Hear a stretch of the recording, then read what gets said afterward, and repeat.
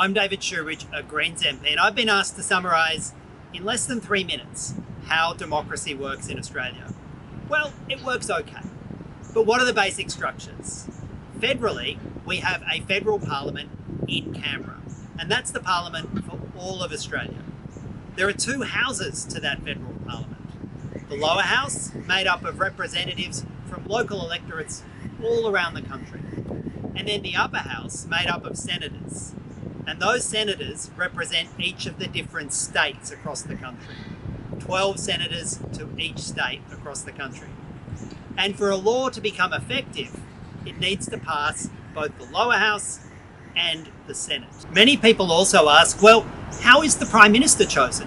And what are these things called ministers? Well, the Prime Minister is the person who's meant to be in charge of the government of the day. Now, that's not always in charge of the whole Parliament, but it's in charge of the government, the bureaucrats who run the country. And with the Prime Minister, there are chosen from the Parliament, both houses, ministers whose job it is to run key government departments. And the job of the Parliament in those circumstances is to hold the Prime Minister and the ministers accountable for how they act, how they spend money, and how the bureaucracies under them achieve outcomes. Of course, the Parliament is also important because it's how we make new laws. Now, a proposed new law can be introduced in either the lower house or the Senate.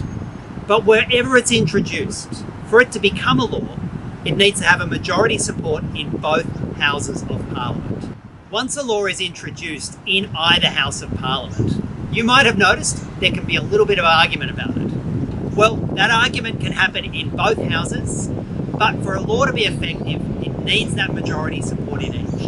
And often the way a law is agreed to is by a series of amendments, changes proposed to the law that need to also be accepted by both houses before that law and the amendments become effective. So you may be asking yourself, okay, that's kind of how Parliament works.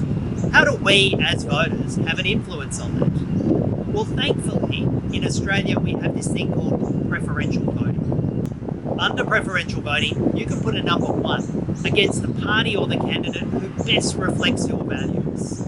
But then you can also put a 2, 3, 4, 5 against the parties who are your second, third, fourth favourite. That ensures that if your preferred candidate doesn't get elected, your vote carries through at full value to your next preferred candidate. It's a much more democratic way of electing members of Parliament, and it ensures that the candidate who ultimately gets elected has the broadest support in the election. When you're voting, it's important to know what the values are that underpin the candidate or the party who you're thinking of voting for.